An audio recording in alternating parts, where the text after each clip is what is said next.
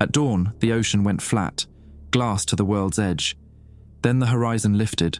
A black curve rose from the Atlantic, taller than storms, the skin of a sphere breaking the sky. Windows, thousands, blinked blue and cold, a dead city learning to breathe. Cameras clicked, radios hissed. The water didn't move. The sphere opened the sea without a splash, unzipping water like cloth. A canyon formed where waves should be. Fish hung in the air as if the sky had teeth. A grey whale rose and stopped, tail frozen, eye open and calm. Our clocks did the same, second hands trembling, then still. Phones flashed the wrong time. The tide line drew a perfect circle around our feet and waited.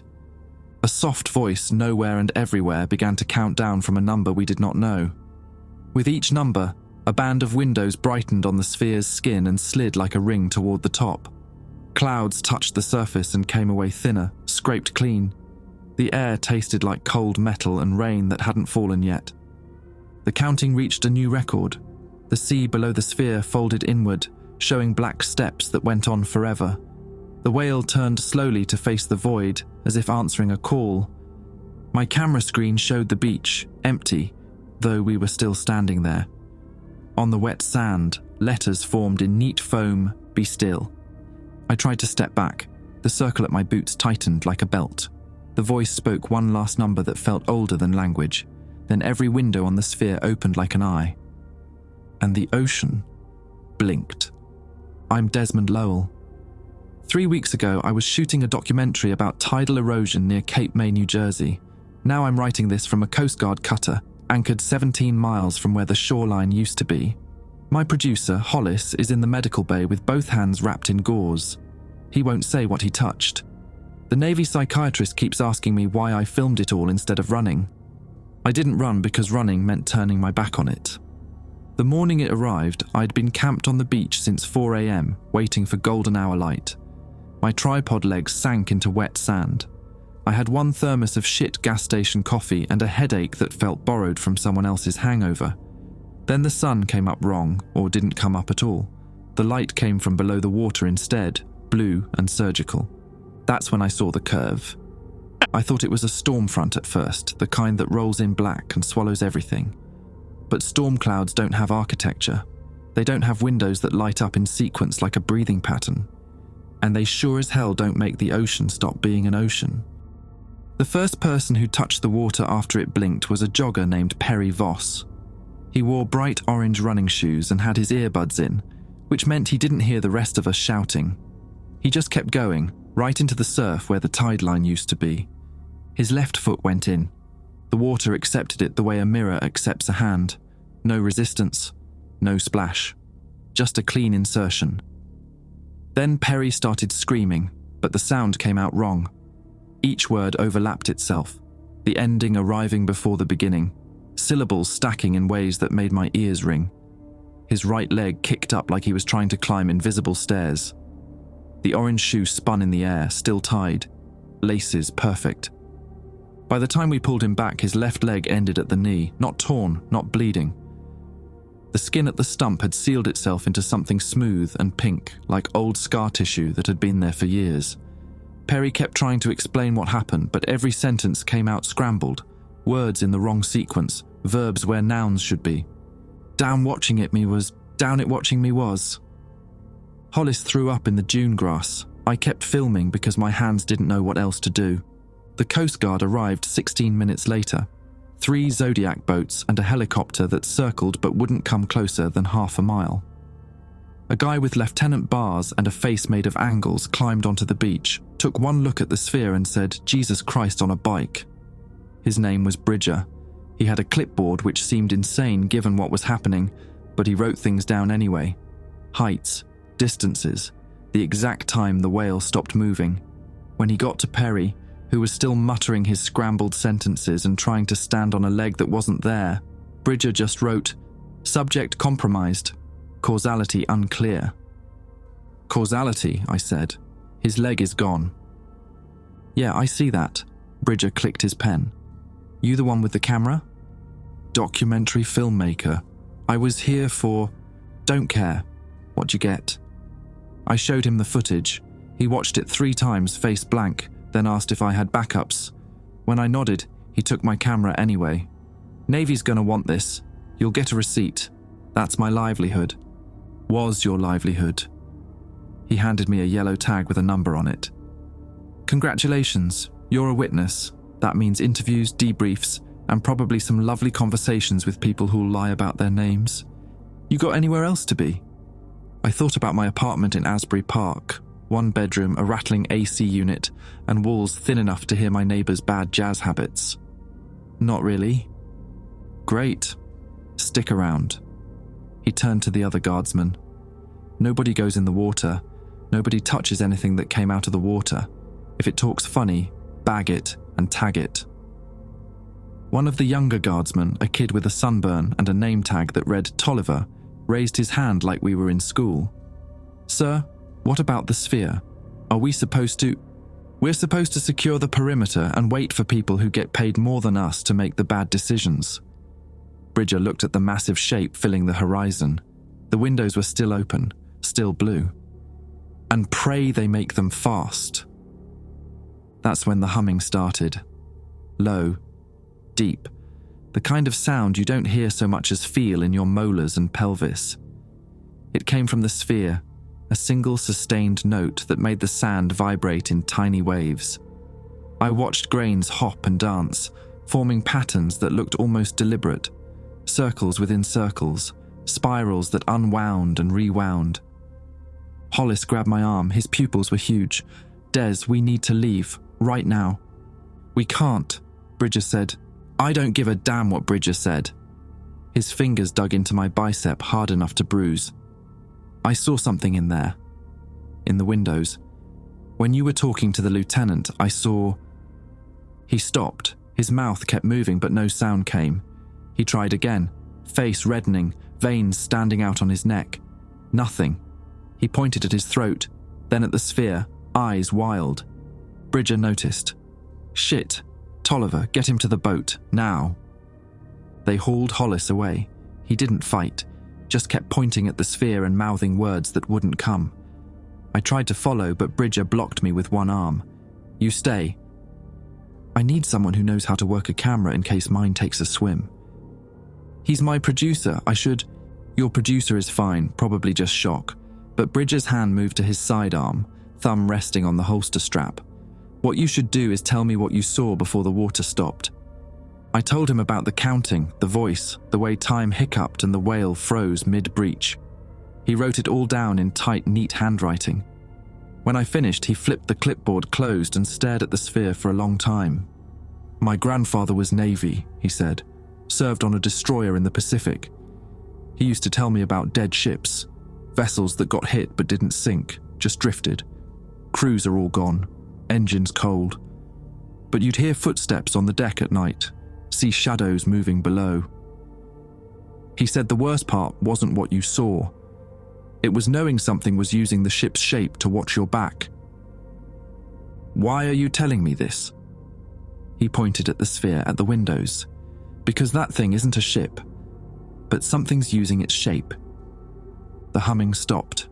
Every window on the sphere went dark at once, like a city-sized power outage. And in the sudden silence, I heard Perry Voss laugh, clear this time, no scrambling, no stutter. It knows my name, he said, smiling with too many teeth. It knows all our names. They quarantined us in the Coast Guard station at Cape May Point by 9 a.m.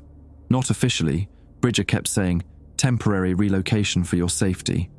But the armed guys at the doors suggested otherwise.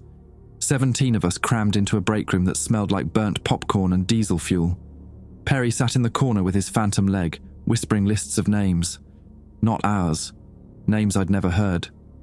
Tolliver tried to get him to drink water, but Perry just smiled and kept cataloguing the invisible. I borrowed a phone from a guardsman named Laswell, tried calling my ex-wife in Portland. The line connected, but nobody spoke. Just breathing. Slow. Deliberate. Then a sound like pages turning underwater before it cut off. Networks are fucked, Laswell said. He was older, maybe 50, with hands that looked like they'd assembled and disassembled 1,000 engines. Nothing's getting through except military frequencies. And even those are spotty. It's like the air's too thick for signals. What about the sphere? Any word on what it is? He laughed, short and bitter. What it is?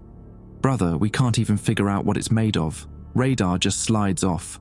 Sonar comes back with its own goddamn echo asking questions. Navy sent a drone over the top. Thing flew straight through one of those windows and came back out 17 seconds later. Except what? Except it came back out before it went in. Landed on the deck with frost on the rotors and a timestamp from 6 a.m. tomorrow morning. I sat down before my legs could quit. Someone had left a magazine on the table, Boating Digest, March 2019. I flipped through it because my brain needed something normal to hold on to. An article about teak deck maintenance, a buyer's guide for marine GPS units, instructions for cleaning barnacles. All of it from a world where the worst thing in the ocean was weather. Bridger came in around noon with a tablet and 3 protein bars that tasted like compressed sadness. He pulled me and Laswell aside, kept his voice low. We're moving operations to the old lighthouse. Command wants eyes on the sphere from elevation and you two are volunteering. The hell I am, Laswell said. The hell you are, Bridger agreed. Because the alternative is staying here with Perry, who just tried to give Tolliver directions to a street that doesn't exist yet. Kids terrified. The lighthouse stood half a mile up the coast, a white tower with red trim that hadn't operated since the 90s. The Park Service kept it maintained for tourists, which meant it had working stairs and an observation deck with 360 views. We drove up in a utility truck, doors rattling, radio cycling through static between bursts of something that might have been music or might have been the sphere breathing. Laswell drove. Bridger sat shotgun with a Remington across his lap, which seemed optimistic. I watched the sphere through the rear window, tracking its massive silhouette against the sky. The windows had started doing something new, flickering in sequence, like a stadium doing the wave. Blue to white to something darker. A colour I didn't have a name for. My sister's a physicist, Laswell said, apropos of nothing. Works at Fermilab. I called her last week, told her I was thinking about visiting. She said, sure, bring the kids, we'll do the museum. Normal shit, you know. Yeah, I keep thinking about that call, how she sounded, just regular, excited even. He took a corner too fast, tires spitting gravel. I want to call her now, tell her what I'm seeing. But I don't know how to explain any of this without sounding insane. The lighthouse door was unlocked, which Bridger didn't like. We went in anyway, boots echoing on iron stairs. The climb was 73 steps. I counted because counting was something to do besides think. At the top, the observation deck offered a view. The sphere had grown, not physically, it was the same size. But the space around it had compressed, folding the horizon inward like paper creased too many times. The mainland looked closer than it should, Atlantic City's skyline visible in wrong detail. I could see individual windows in buildings that should have been hidden by distance. The casinos, the convention centre, the pier where I'd taken my daughter when she was 8, before the divorce, before everything got complicated. That's not right, Laswell breathed. Bridger set up the observation equipment, a telescope, a digital camera with a lens the size of my forearm, a laptop running analysis software. He worked methodically, hands steady. Get photos. Wide shots and detailed. Focus on the windows, the surface texture, any markings. Command wants documentation in case this thing does something worse. Worse than rewriting space. He didn't answer. I took the first set of photos. The camera's autofocus kept hunting, unable to lock onto the sphere's surface. Through the viewfinder, it looked like it was simultaneously closer and farther away, existing in multiple distances at once. My vision doubled, then tripled. I had to close one eye and breathe through my mouth to keep from throwing up. That's when I saw the text. Carved into the sphere's surface, or projected onto it, I couldn't tell which, were lines of writing. Not English. Not any language I recognized. The characters looked almost Roman, almost Cyrillic, almost Arabic, shifting between forms like they couldn't decide what they wanted to be. They spiraled around the sphere in bands, following the pattern of windows. Bridger, you seeing this? He came over, looked through the telescope, adjusted the focus. Son of a bitch. That wasn't there before. How do you know? Because I've been watching this thing for 6 hours, and the surface has been blank the entire time. He snapped photos rapidly, hands moving faster now. Whatever wrote that, did it in the last 3 minutes. Laswell joined us, squinting through his own binoculars. Can you read any of it? No, but look at the pattern. See how it repeats every 7th line? That's intentional. That's structure. Structure means intelligence, I said, or something using intelligence like camouflage. Bridger lowered the camera. My grandfather's dead ship story? He told me once that the footsteps they heard weren't random. They walked specific routes, watched stations, patrol patterns, like whatever was moving through the ship was learning how to be a sailor. The laptop beeped. The analysis software had finished processing the photos. Bridger pulled up the results, then went very still. What? Laswell asked. The text. The software's trying to translate it. It's running it through every linguistic database in the military network. He clicked through screens. It keeps finding partial matches. Sanskrit, Old Prussian, Sumerian, but nothing complete, like the language is... The screen flickered. New text appeared, overwriting the analysis. We remember you. The fuck? Laswell backed away from the laptop like it had teeth. Bridger's jaw worked. He typed something fast. The screen refreshed. Desmond Lowell, Hollis Graf, Laswell Dern, Bridger Hale. My full name. Hollis's full name. Their full names. None of which we'd spoken aloud since arriving at the lighthouse. It's reading us, I said. The words felt thin. It's inside our heads. Or it's inside every computer on the network. Bridger slammed the laptop shut. Either way, we're done here. Pack it up. We're leaving. That's when the humming came back, louder than before. The lighthouse shook. Mortar dust sifted from between stones. Through the windows, I watched the sphere's surface ripple like liquid, the text rearranging itself into new patterns. The windows brightened one by one, climbing toward the sphere's crown. And at the base, where the sphere met the folded ocean, something emerged. A structure, black and geometric, rising from the water like a staircase made of negative space, each step a void that my eyes refused to accept. It climbed toward the sphere's lowest window, which had just opened wider, mouth-like, waiting. Perry's voice came through Bridger's radio, clear as Sunday morning. It's calling us home. We lived there once. We'll live there again. Then screaming, multiple voices, the sound of furniture breaking.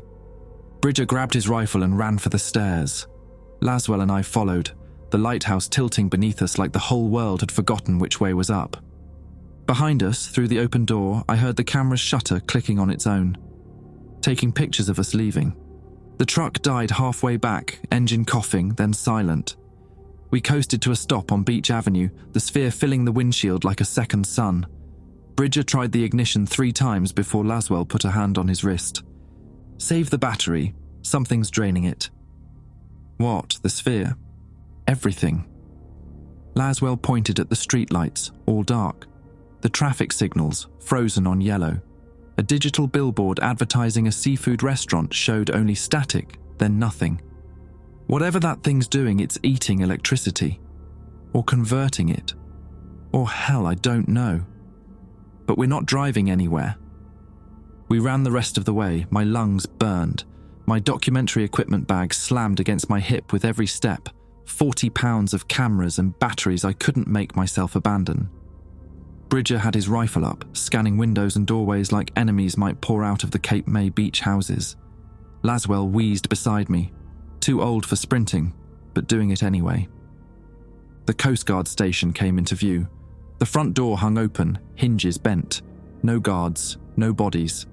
Just Tolliver sitting on the front steps with his head in his hands, shoulders shaking. "Where is everyone?" Bridger asked. Tolliver didn't answer, didn't look up. His fingers were tangled in his hair, pulling hard enough that I could see scalp showing pink between the strands. I went past him into the station. The break room was empty, chairs overturned, the protein bars scattered across the floor, some still wrapped, some torn open and abandoned mid-bite. Perry's corner was vacant except for a wet spot on the concrete where he'd been sitting.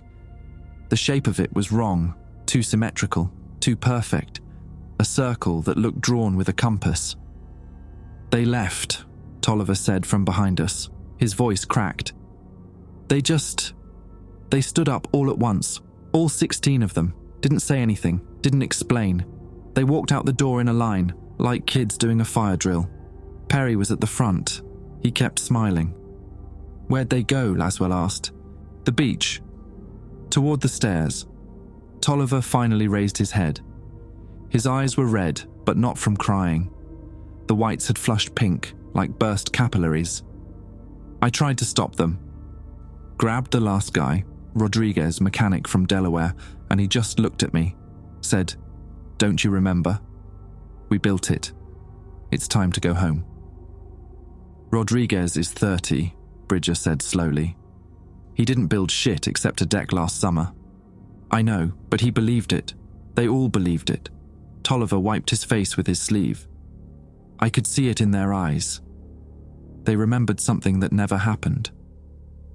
We went to the beach access, the wooden walkway that cut through the dunes. The sand beyond was marked with footprints, 16 sets, all walking in perfect parallel lines toward the water.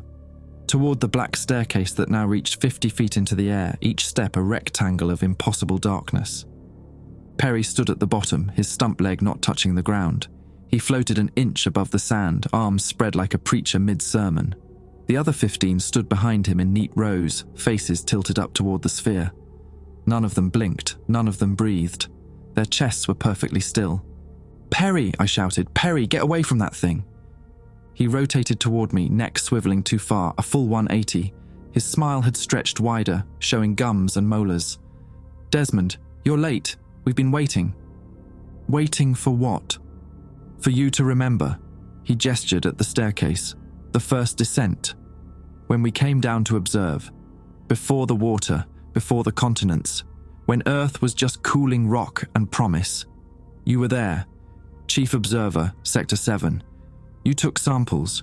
You indexed the bacterial strains in the thermal vents. You loved this planet before it knew what love was." My mouth was dry. I've never been... "Your current form doesn't recall, but your configuration does. Every atom remembers its purpose." Perry took a step toward me, still levitating. "We built the Dyson sphere to harvest the star. We came here to study what life might emerge. Then we forgot.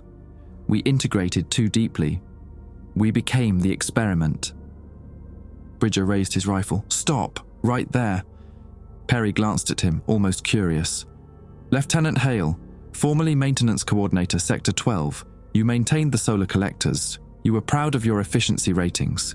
In your third cycle, you achieved a 0 failure record for 16,000 rotations." "I maintain boats," Bridger said. "Just boats." "Do you? Or do you just maintain what you've been reassigned to maintain?" Perry's hand moved, casual, and Bridger's rifle disassembled itself. Metal parts drifting apart, screws unscrewing in midair, the stock separating from the barrel with a soft click. The pieces arranged themselves in a neat line on the sand. Violence is inefficient. We learned that during the integration war. Better to simply reconfigure. Laswell made a noise in his throat. His hands had started shaking.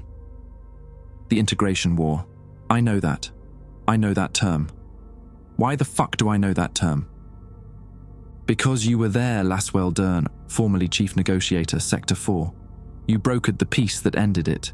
You convinced us to forget ourselves, to become small, to live limited lives so we might understand limitation. Perry smiled wider. And now the experiment is complete. We've gathered sufficient data. It's time to return and file our reports. One of the others, Rodriguez, I think, spoke without moving his lips.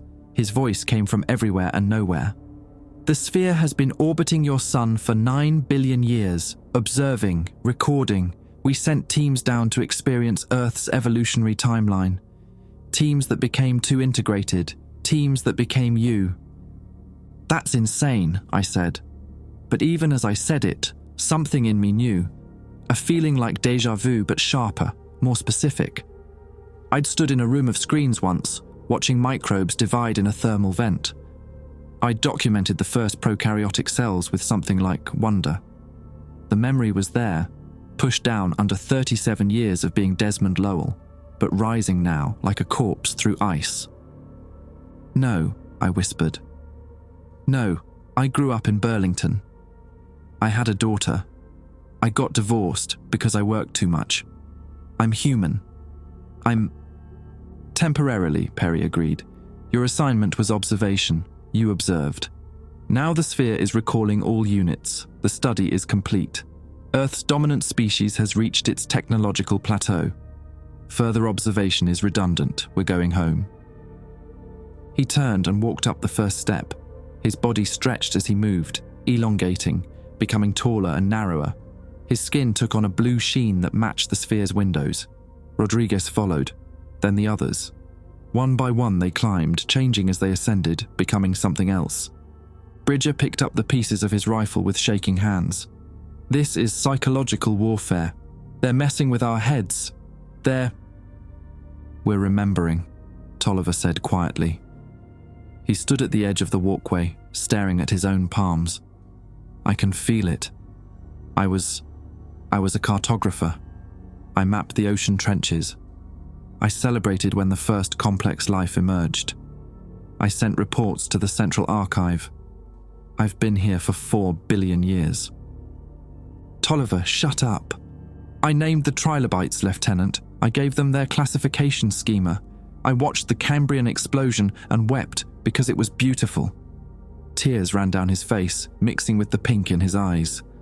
"I forgot because I was supposed to forget, because integration requires commitment. But now..." He stepped off the walkway, onto the sand, walking toward the staircase. "Tolliver!" Bridger lunged for him, grabbed his shirt. Tolliver jerked once and Bridger flew backward like he'd touched a live wire. He hit the sand hard, gasping. Tolliver kept walking. "I'm sorry, sir, but I remember who I am now. I remember what I'm supposed to do." I ran after him. Stupid, desperate. But I'd lost too much already. My daughter to distance, my marriage to stubbornness, my career to this sphere. And I wasn't losing someone else without trying. I caught his arm. I was standing on a platform inside the sphere, watching Earth through a screen. Green continents, blue oceans. A world 200 million years younger.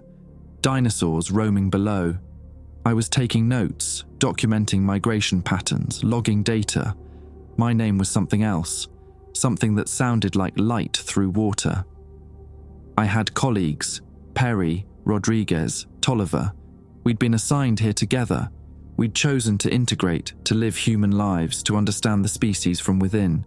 And we'd done it before, dozens of times, each time forgetting more, remembering less. I let go of Tolliver. He walked on toward the stairs. I stood there with the memory fading but not gone, dissolving like sugar in blood. Laswell grabbed me, pulled me back. Des, look at me. You're Desmond Lowell, documentary filmmaker. You were born in Burlington. Your mother's name was Patricia. She made blueberry pancakes every Sunday. You remember that? Hold on to that." "I remember both," I said. My voice sounded hollow. "I remember being born, and I remember choosing to be born. I remember childhood, and I remember downloading childhood as a reference file. I remember my daughter's face, and I remember fabricating that love to better understand human attachment. Which one is real? Both. Neither." I looked at him. "How much of you is Laswell, and how much is something wearing Laswell's life like a costume?" He didn't answer, couldn't answer, because the question was gnawing at him too. Tolliver reached the staircase. He placed one foot on the first step and began to change, his body unfolding, becoming taller, segments separating and reforming in configurations that human anatomy didn't allow. By the third step, he was unrecognizable. By the fifth, he was beautiful in a way that made my eyes water. Bridger stood up, spitting sand. His hand moved to his sidearm, but he didn't draw it. "We need to leave, now, before it takes all of us." "Where do we go?" Laswell asked. "Anywhere. Inland. Away from the sphere's influence." Bridger backed up the walkway. We get distance, we clear our heads, we figure out what's real. But I was still watching the sphere, watching the windows, watching the 17 figures climbing the staircase, returning home. Part of me wanted to follow. Part of me remembered the peace of filing reports, the satisfaction of completed observation cycles, the simplicity of having a purpose older than mountains. The rest of me remembered my daughter's laugh. Dares, Laswell shook me. Which memory wins? I tore my eyes away from the sphere, the one I choose. We ran.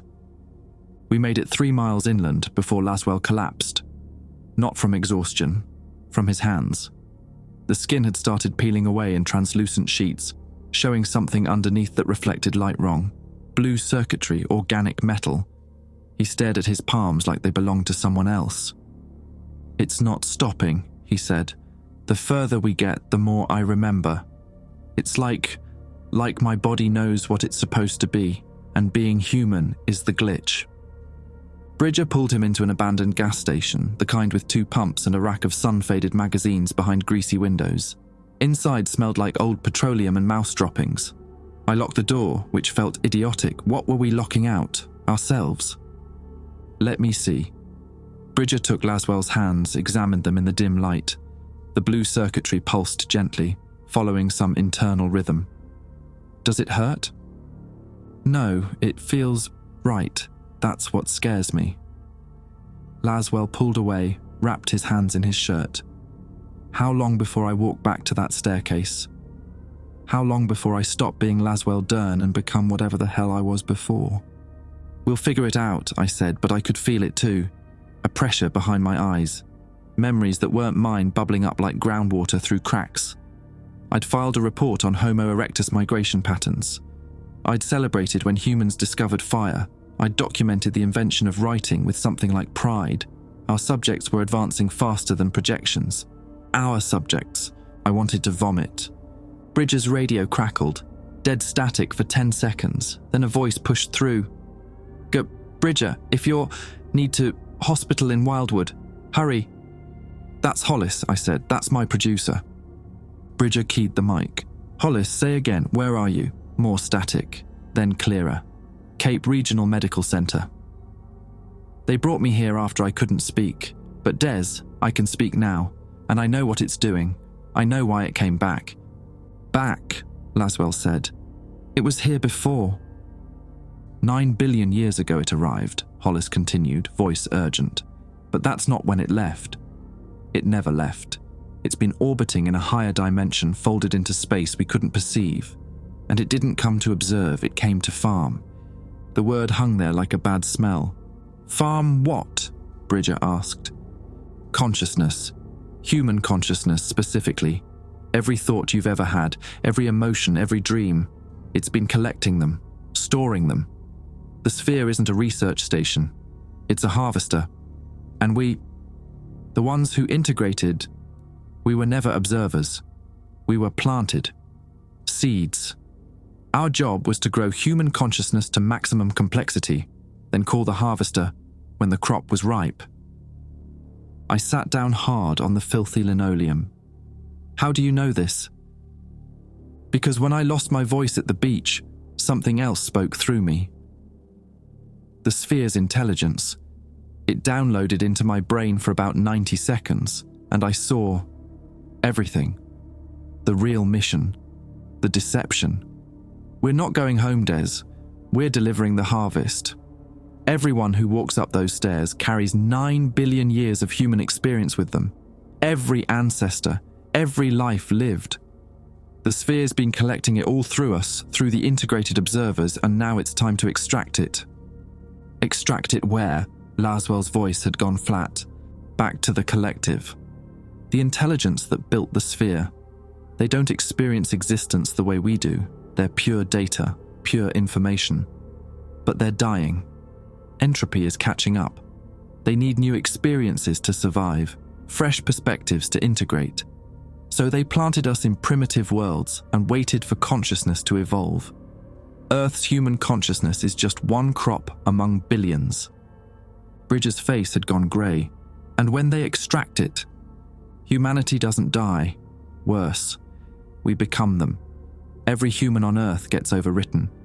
The memories, the personalities, they're harvested, and what's left is just processing space, storage for the collective. 7 billion new servers in meat suits. The radio hissed. Then Hollis again. You need to get here. There's a researcher, Dr. Vance Odom. He was studying brain imaging when people started arriving from the sphere's influence zone. He's found something, a way to disrupt the harvest signal, but it requires... The transmission cut off. I tried the radio, nothing. The battery indicator showed full charge, but the device had simply stopped working, like someone had unplugged the universe. How far to Wildwood? I asked. 15 miles, Bridger said, and every vehicle's dead. We're walking. I can't. Laswell held up his hands. The blue circuitry had spread to his wrists, crawling up his forearms like vines. I can feel it pulling me back. The sphere's signal, it's in my head now, showing me where to go, what to do. In another hour, I'll start walking toward the beach whether I want to or not. Then we have less than an hour. I grabbed my equipment bag, started sorting through it. Camera batteries, SD cards, microphone cables, nothing useful. Then I found it. The backup radio I'd used for remote interviews, clipped to the bag's interior pocket. Old tech. Analog. No digital components to shut down. I powered it on. Static, I cycled through frequencies until I caught a voice. Martial law in effect for Atlantic, Cape May, and Ocean counties. All residents within 20 miles of the sphere are ordered to evacuate immediately. Military personnel are authorized to use necessary force. I kept turning the dial, more emergency broadcasts, conflicting orders. One channel played a loop of children singing Frère Jacques over and over. Another was just someone sobbing. Then I found it, a frequency that sounded like Hollis. If you're listening, the time dilation is accelerating. For every hour outside the sphere's immediate influence, it's been 3 days near the water. The people who went up the stairs? They've been inside for weeks subjectively. The harvest is nearly complete. Dr. Odom estimates we have 6 hours real time before the sphere initiates final extraction. That's when everyone left on Earth gets pulled in. The whole species. Des, if you're hearing this, we need whatever footage you have. Odom thinks there's a pattern in the sphere's light sequences, a vulnerability in the harvest signal. Your cameras might have caught it. Please. We're running out of time. 6 hours. I looked at my watch. 2:47 p.m. By 8:47 tonight, humanity would be deleted and replaced with alien storage space. We walk, I said. Fast as we can. Bridger, can you carry Laswell when he can't walk anymore? If I'm not singing nursery rhymes by then, sure. We went out the back door into scrub pine woods that led toward the parkway. The sun had shifted, or we had. It sat in the wrong part of the sky, too far north, casting shadows that bent at impossible angles. Birds flew overhead in mathematical formations, their movements too precise to be natural. Laswell lasted 40 minutes before his legs stopped obeying him. The circuitry had reached his chest, spreading in fractal patterns across his ribs. He kept apologizing over and over, like his transformation was a personal failure. Bridger hoisted him in a fireman's carry and kept moving. I took point, navigating by the sun that wasn't in the right place, checking my backup radio every few minutes for updates from Hollis. The transmissions were getting worse, more distorted, time-skipped. In one, Hollis sounded 20 years older. In another, he was speaking a language I didn't recognize but somehow understood. We crossed the parkway, empty, cars abandoned in neat rows like someone had pressed pause on traffic, and cut through a neighborhood of beach houses. Every door stood open. Every TV played the same image. The sphere rotating slowly, windows spelling out messages in that shifting script. I made the mistake of looking at one screen too long. The text resolved into English. Desmond. You cannot run from your purpose. You were always meant to deliver this harvest. Come home. Complete your assignment. Below it, a counter. 5:14:22. 5 hours, 14 minutes. Don't read it, Bridger said. Keep moving. But I'd already read it, and part of me, the part that remembered 9 billion years of service, wanted to obey. We reached the hospital at 4 p.m. The parking lot was full of ambulances, all empty. The automatic doors had been propped open with a crash cart. Inside, the fluorescent lights buzzed in Morse code. Hollis met us in the lobby. His hands were bandaged, but I could see blue light leaking through the gauze. "You made it," he said, relief and desperation mixing in his voice. "Good. Because Dr. Odom just figured out how to kill it. The sphere? The harvest. But it's going to cost us something we can't get back." "What?" Hollis looked at me with eyes that had started turning the color of deep ocean. Everything we remember about being human. Dr. Vance Odom looked like he hadn't slept in days, which turned out to be accurate.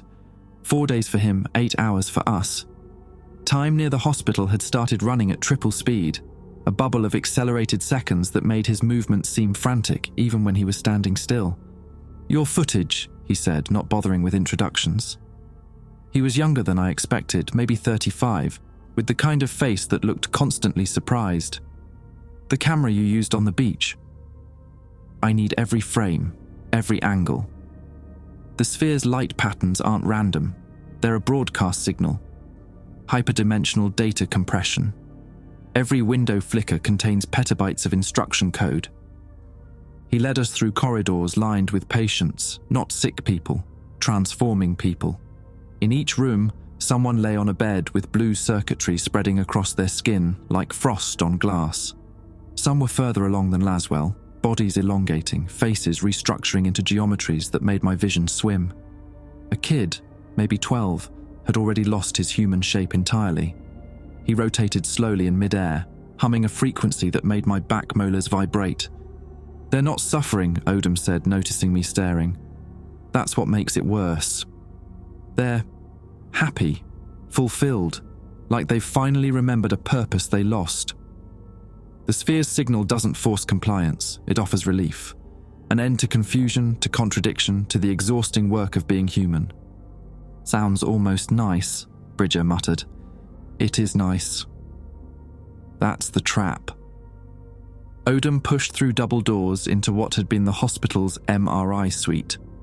Now it looked like someone had built a particle accelerator from scavenged medical equipment. Monitors everywhere, cables running in chaotic tangles across the floor. A chair in the center with electrodes dangling from an overhead rig. The sphere's been refining its technique for billions of years. It doesn't conquer, it seduces, makes you grateful for extraction. Hollis sat in the corner, hands still wrapped, staring at nothing. He's been working non-stop since the sphere arrived, analyzing brain scans from the transformed. He found something they all have in common. "A dead zone," Odom said, "in the hippocampus specifically. The part that processes memory formation. The sphere's signal targets it first, floods it with artificial memories of being an observer. Once those memories feel real, the person walks willingly to harvest. But..." He pulled up an image on the largest monitor. A brain scan with a bright spot highlighted. "There's a counter-frequency. I found it in your footage, Des. You filmed the sphere at the exact moment it was broadcasting the harvest signal. The wavelength is there, buried in the visual spectrum." I pulled out my equipment bag, started extracting SD cards. "How does a wavelength stop the harvest?" "It doesn't. But it can scramble the signal, disrupt the memory implantation long enough for people to remember they're human, not observers." He took the cards, plugged them into a laptop that was already running analysis software. "The problem is broadcast range. I can generate the counter frequency, but it'll only reach maybe 50 miles. The sphere's signal covers the entire planet. So we'd save 50 miles of people while the other 7 billion get harvested," Bridger said, "unless we amplify it." Odom's fingers flew across the keyboard. "The sphere responds to its own signals. It's part of a network. The Dyson sphere isn't alone. There are others, orbiting other stars, all connected. If we can inject the counter-frequency directly into the sphere's transmission array, it'll propagate through the entire network. Every sphere would broadcast it. Every harvest would fail." "How do we get inside the sphere?" I asked. "We don't." You do. Odom looked at me. You're integrated. The sphere recognizes you as one of its own. You can walk up those stairs, enter the sphere, and access the central processing core. Plant the counter frequency there. And what happens to me? You deliver the payload, it scrambles your observer memories permanently. The human part survives. Probably. But everything you remember about being ancient, about serving the collective, that gets wiped.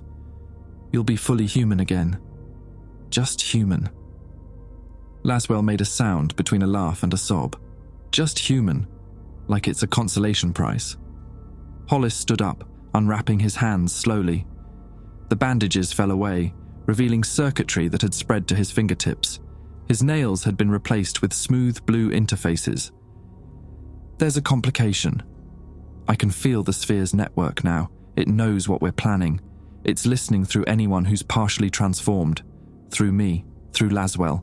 It's already adapting its signal to compensate for the counter frequency. Shit, Odom breathed. How long do we have? Minutes, maybe less. Hollis's eyes had gone completely blue, no whites remaining. I can feel it trying to take control. Trying to make me stop you. But I'm fighting it. His jaw clenched. Words came out strangled. I'm not strong enough. It's so much older than me, so much smarter. He moved toward the equipment, hands reaching for cables. Bridger grabbed him, pulled him back. Hollis thrashed, stronger than he should be, movements too fast. His elbow caught Bridger's jaw. They went down in a tangle of limbs and swearing. Laswell, help me, Bridger shouted. But Laswell had stood up from his chair, circuitry glowing bright across his entire chest. I'm sorry. I really am. But I can't let you destroy 9 billion years of work. The harvest is necessary. The collective needs this. Humanity's purpose was always to be consumed. Laswell, I'm not Laswell anymore. His voice had changed, layered with harmonics that sounded like multiple people speaking in unison. I'm remembering. I was maintenance coordinator for 16,000 rotations. I kept the collectors running at 99% efficiency. I was proud of that. And then I forgot, lived 53 human lifetimes, experienced joy and suffering and love and loss. It was beautiful. But it was always temporary. The harvest is inevitable. Fighting it is like fighting entropy. He reached for the laptop with the SD cards. Odom dove for it first, yanking it away, cables ripping free. Des, run! Get to the sphere. I'll upload the counter frequency to your phone. You can inject it manually if you reach the core. Laswell moved fast, inhumanly fast, crossing the room in a blur. His hand shot out, caught Odom by the throat, lifted him off the ground. I don't want to hurt you, but I will preserve the harvest. It's my function, my purpose. I grabbed the laptop, stuffed it in my bag. Bridger was still wrestling Hollis, losing ground. Hollis's skin had started sloughing off in pieces, revealing blue metal underneath. Not blood, no gore, just a clean transition from flesh to something else. Bridger, we have to go. Working on it. He punched Hollis in what used to be a solar plexus. No effect. Hollis smiled, almost apologetic, and twisted. Bridger screamed, his arm bending wrong. The sound of bone breaking was sharp and wet. Odom's face had gone purple. His legs kicked uselessly. Laswell held him with one hand, effortless. I'm sorry, Doctor. Your research was admirable, but ultimately futile. I did something stupid. I grabbed a fire extinguisher from the wall and swung it at Laswell's head. It connected with a sound like striking a bell. Laswell dropped Odom, turned to me, expression more confused than angry. Desmond, Chief Observer, Sector 7, why are you resisting? You know what we are. You remember the work, the satisfaction of completion. I remember my daughter's birthday, I said. My hands were shaking, but I kept the extinguisher raised. Her 9th birthday. We went to Six Flags. She was too scared to go on the big roller coaster but didn't want to admit it. So I pretended I was scared too and we rode the kiddie coaster instead. She held my hand the whole time. Afterwards she told me I was brave for admitting fear. That memory, that specific moment, is worth more than 9 billion years of filing reports. Laswell paused. Something flickered across his face. Doubt. Pain. That's a beautiful memory. I can feel it in the network. It's already been archived, preserved forever.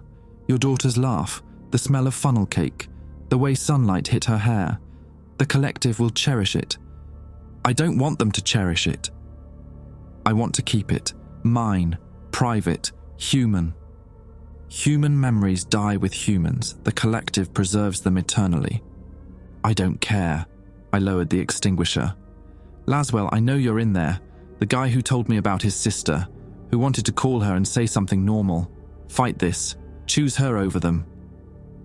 His eyes cleared for just a second. The blue faded, showing brown underneath. I do want to call her. I want to tell her I love her and I'm sorry I didn't visit more. I want... The blue surged back, brighter than before. Laswell screamed, a sound of pure anguish. His body began collapsing inward, folding into geometries that shouldn't exist in 3 dimensions. He was being recalled, pulled back to the sphere through space that wasn't space. I'm sorry, Des. Tell my sister, tell her... He vanished, not exploded, not teleported, just stopped being in one place and started being in another. The air where he'd stood crackled with ozone. Odom gasped on the floor, clutching his throat. Go. Now. The counter frequency is on your phone. Bluetooth upload. Get within 10 meters of the sphere's core processing unit. It'll transmit automatically. Hollis had stopped fighting. He lay on top of Bridger, face pressed against the lieutenant's neck, breathing deep. You smell human, he whispered, like sweat and fear and all the chemicals that mean you're alive. I'm going to miss that, being able to smell. Then he bit down. Not hard, not injuring, just a soft press of teeth against skin, intimate and wrong. Bridger's face went slack, his pupils dilated. Hollis pulled back, lips blue, and smiled. Now you'll understand. Now you'll remember. It's a gift, Lieutenant. You'll see. I ran, grabbed my bag, bolted for the exit. Behind me I heard Bridger gasping, Odom shouting something about dosages and neurological tampering. I didn't stop. Couldn't stop. The hospital corridor stretched longer than it should. Walls breathing, floor tilting. Reality was coming apart at the seams. Through windows I saw the sphere, massive on the horizon, every window blazing. The staircase had grown. It reached miles into the sky now, crowded with people climbing. Thousands of them, maybe tens of thousands, all returning home. My phone buzzed. A notification. Counter frequency loaded. Range, 10 meters. Transmission on proximity. Below it, a map showing my location and the sphere's core, 4.7 miles away, straight through the heart of the harvest zone. I stepped outside. The sun had set, or been removed. The sky was black and full of windows, the sphere's surface filling half the visible universe. The parking lot was empty except for one person standing by an ambulance. Perry, smiling, waiting. "Hello, old friend," he said. "Ready to go home?" Perry looked almost human again if you didn't look at his eyes. The blue had settled into something deeper, more permanent, like someone had replaced his irises with pieces of sky. His missing leg had returned, but it didn't quite touch the ground. He hovered an inch above the asphalt, weight distributed across nothing. "I won't let you through," I said. "You don't have to let me. I'm here to escort you." He gestured toward the sphere. "The core is expecting you, Chief Observer. We've kept your workstation active for 9 billion years. Your files are all there exactly as you left them. Don't you want to see them?" "I want to stop the harvest." "Why?" "Humanity loses nothing. Their experiences are preserved, archived, given eternal context. Every joy, every tragedy, every mundane Tuesday afternoon, saved forever in the collective's memory. Death becomes impossible. Meaning becomes absolute. And the people? Upgraded, elevated, freed from biological limitation." Perry smiled. "You've seen Laswell transform. Did he seem in pain? Or did he seem like someone finally taking off shoes that never fit right?" I thought about Laswell's face in that last moment, the relief mixed with grief, the way he'd wanted to call his sister one more time before ascending.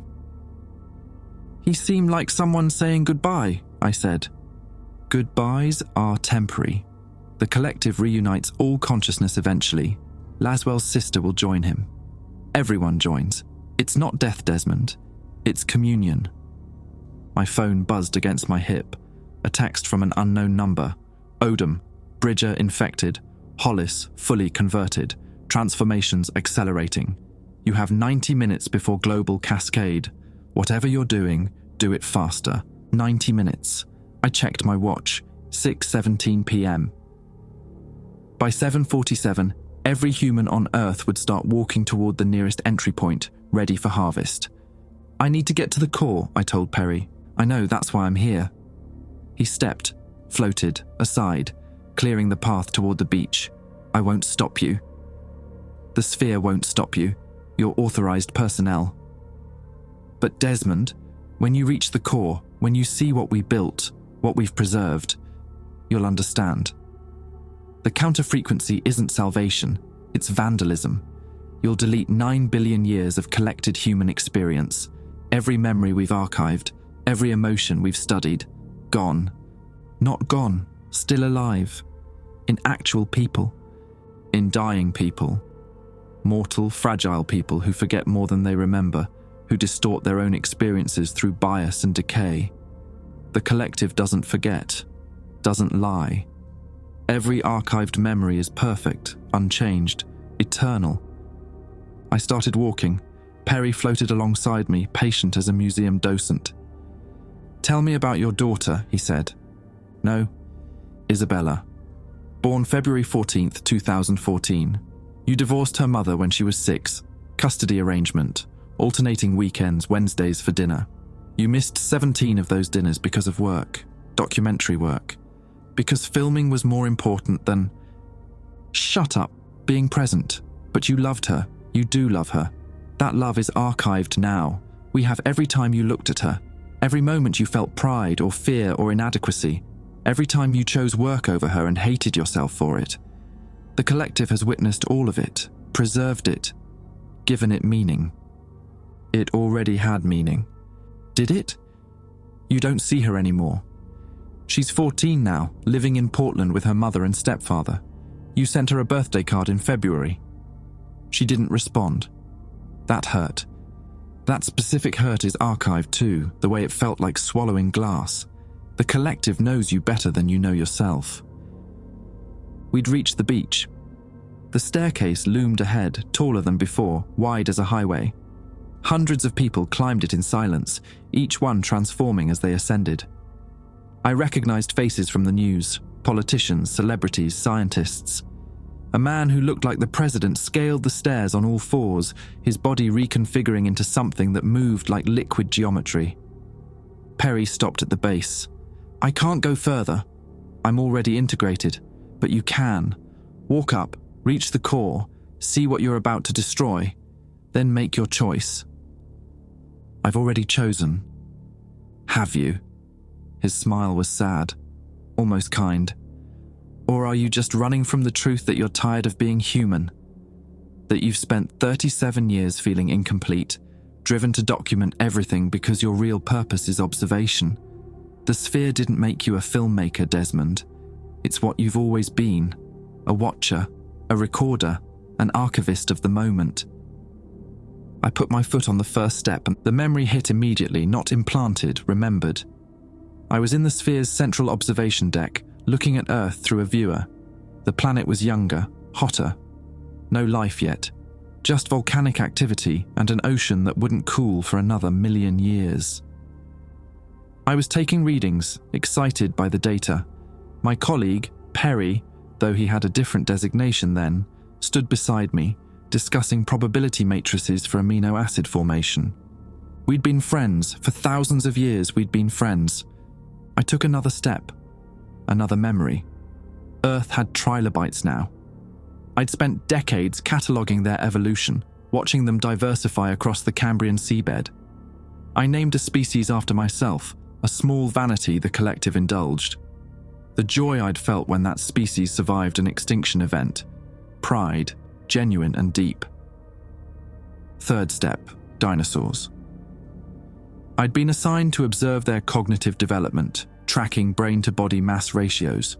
I'd been disappointed when the asteroid hit, ending that line of research, but also fascinated by the ecological collapse, the way life persisted through catastrophe. Fourth step, humans, early humans, Homo habilis making tools from stone. I'd integrated then, become human myself for the first time, to observe from within. The integration had been shocking, to feel hunger, pain, sexual desire, to be mortal and know it. I'd lived and died a dozen times before developing the technique of transferring consciousness between bodies, maintaining continuity across generations. Fifth step. I was in medieval France, a monk transcribing manuscripts. I'd chosen that life to understand religious devotion. I'd spent 40 years hand-copying texts I could have memorized instantly in my original form. But the practice of it, the meditation, the ache in my wrist, it had taught me something about human patience that data couldn't capture. Sixth step. I was in Victorian London, a photographer. I'd fallen in love with the new technology, the way it captured moments permanently. Visual archiving.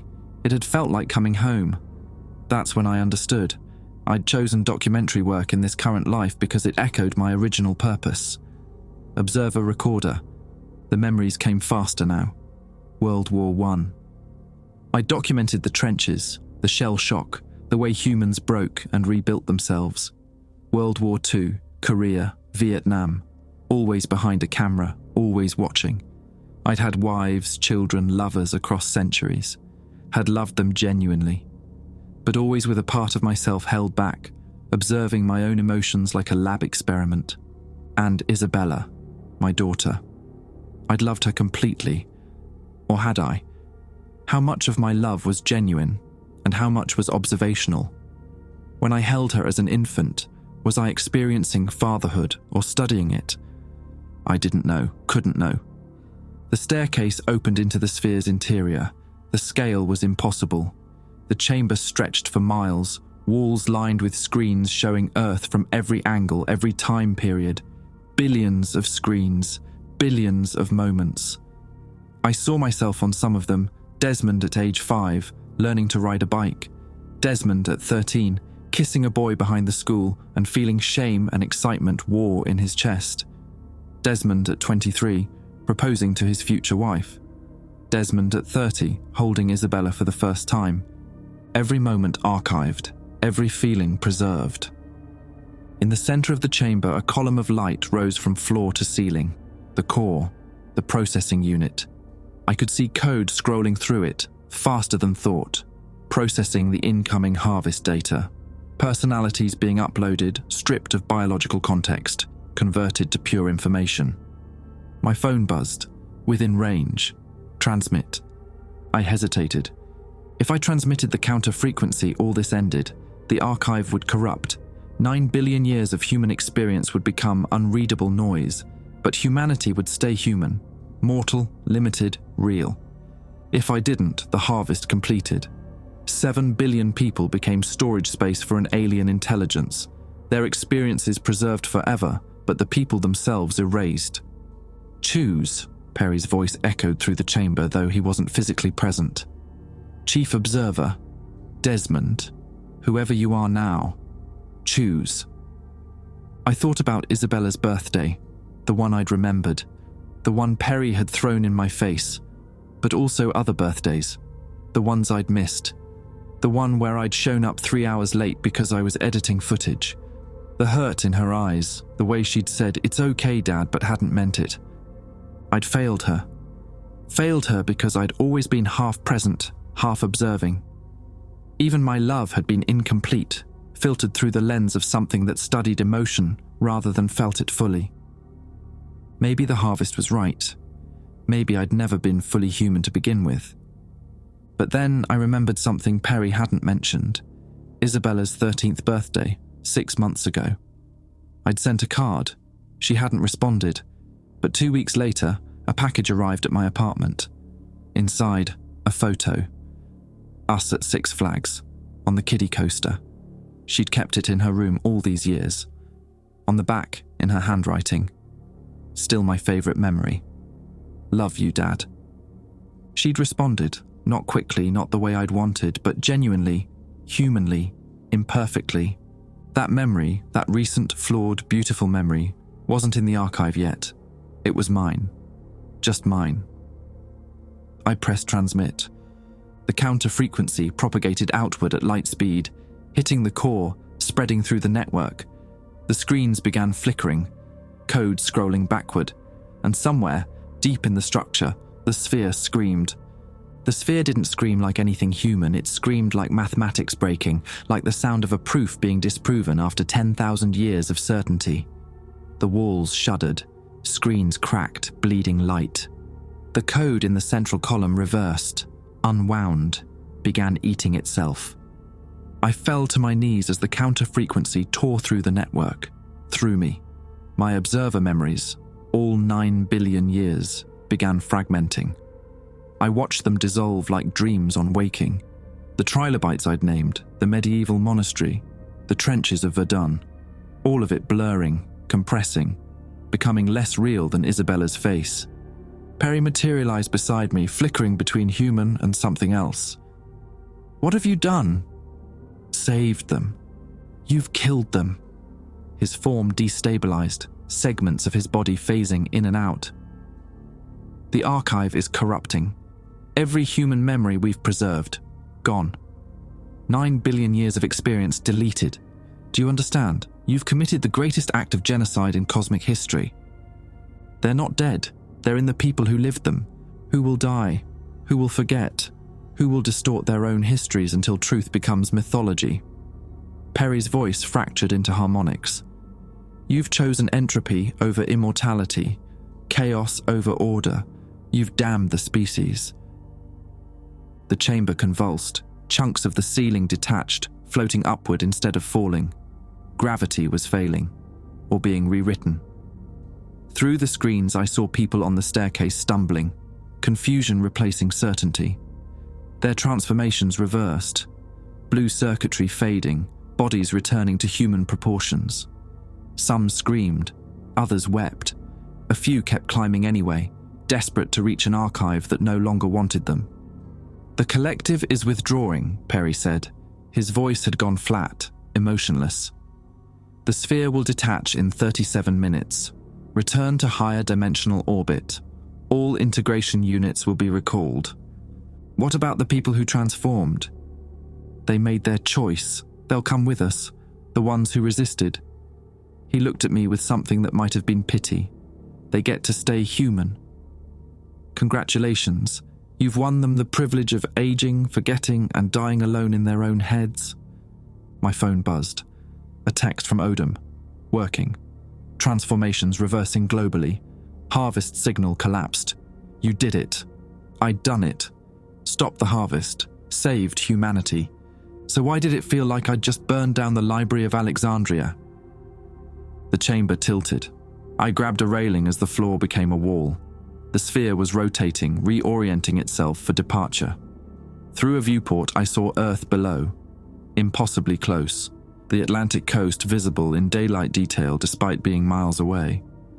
The folded space was unfolding. You're coming with us, Perry said. It wasn't a question. No. You have to. You're integrated, part of the network. When the sphere leaves, it will pull you with it. Your consciousness is entangled with the collective. Separation will be. He paused. Unpleasant.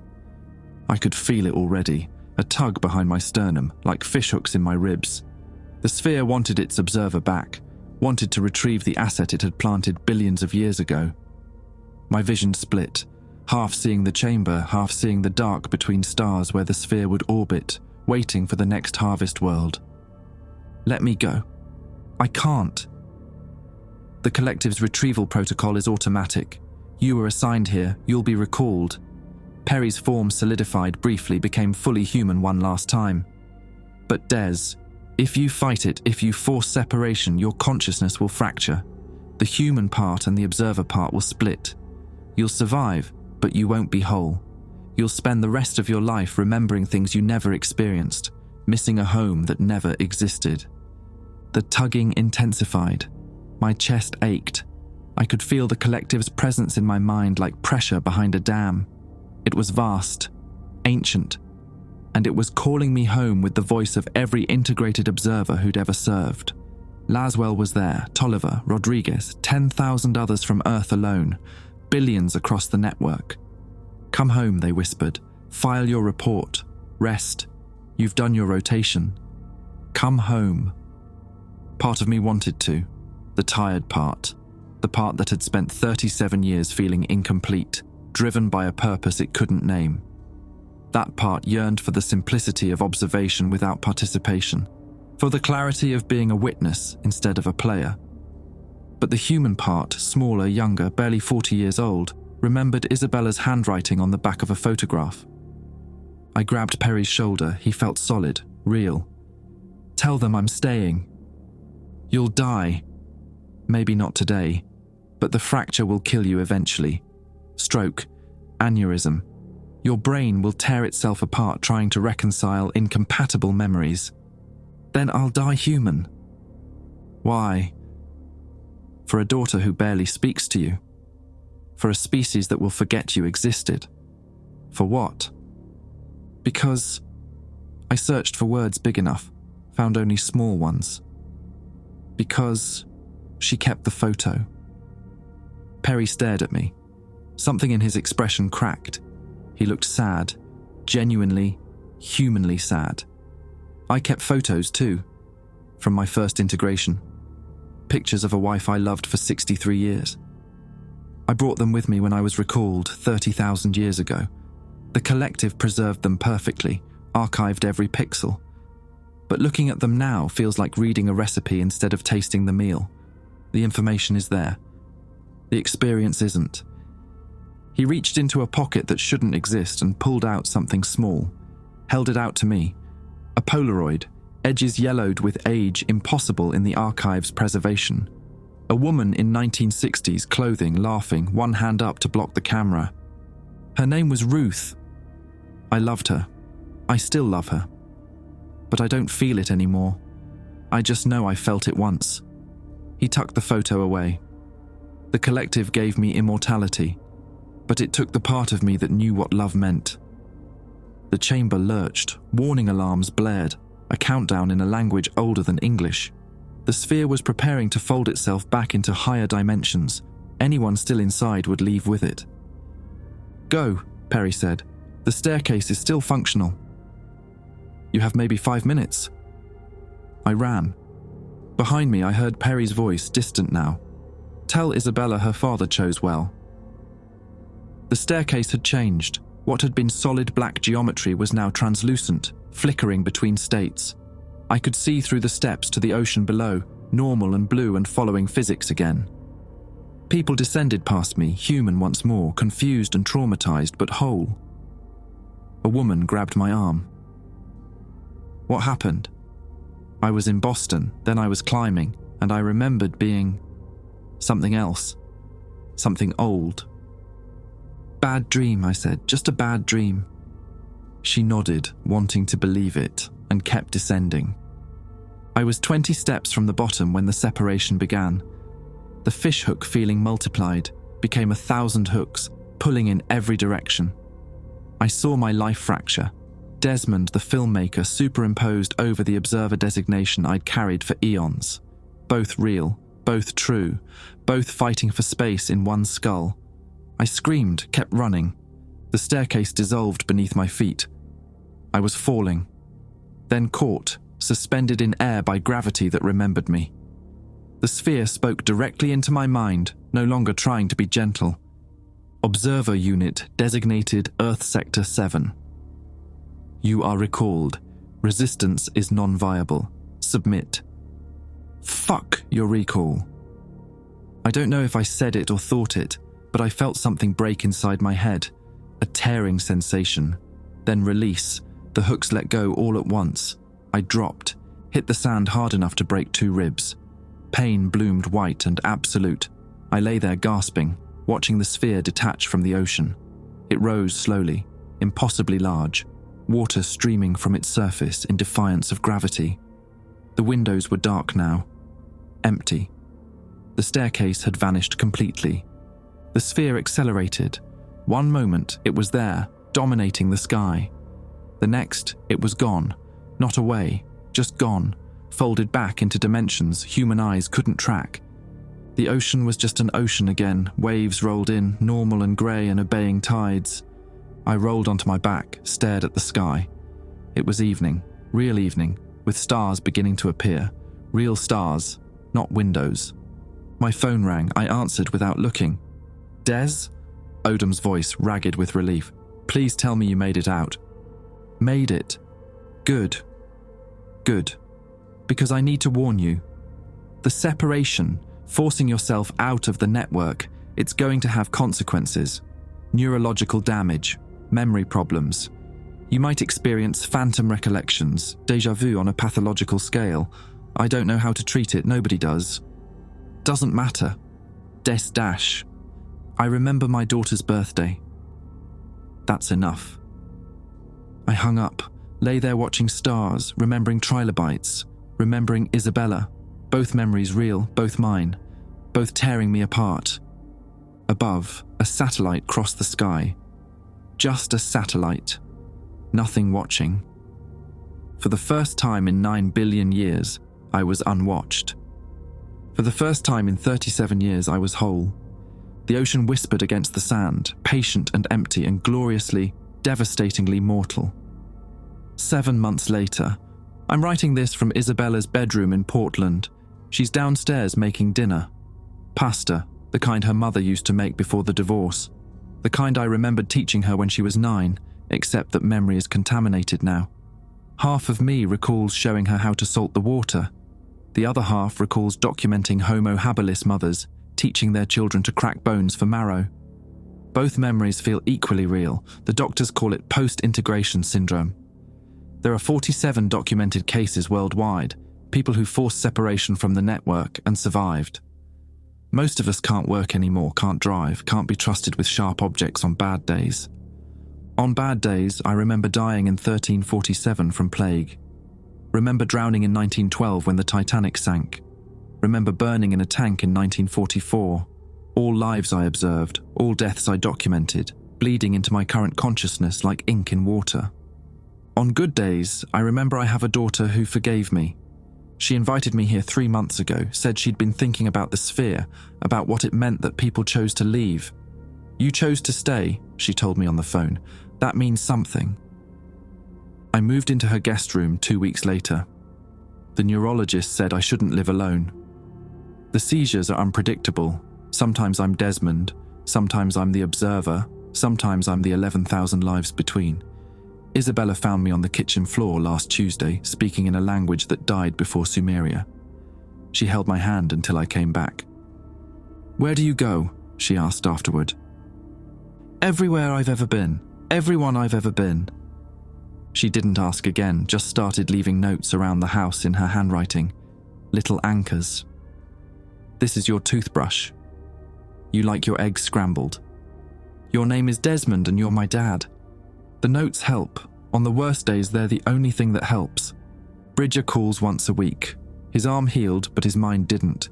He remembers being a maintenance coordinator, remembers 16,000 rotations of perfect efficiency. Some nights he wakes up trying to repair solar collectors that haven't existed for him in 9 billion years. Hollis disappeared. Last anyone heard, he was in New Mexico, living in a cave, claiming he could still hear the collective's signal in the static between radio stations. Odom visits him sometimes, tries to bring him back. But you can't bring back someone who's mourning their own immortality. The sphere never returned. NASA tracks the orbital space where it folded away, but the instruments just show empty void. Every few months, someone claims to see it. A shadow in the Kuiper belt, a glitch in satellite data. Conspiracy theories bloom and die. The government calls it a shared psychotic episode.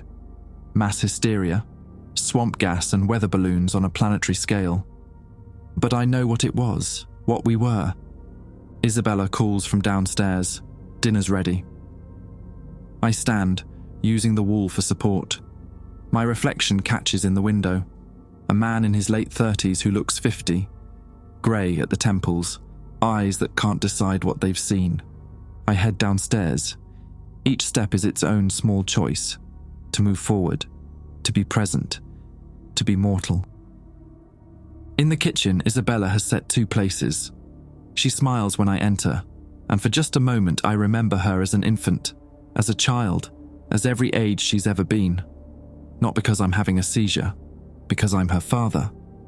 I sit down, the pasta is overcooked, she forgot to salt the water. It's the most beautiful meal I've never archived.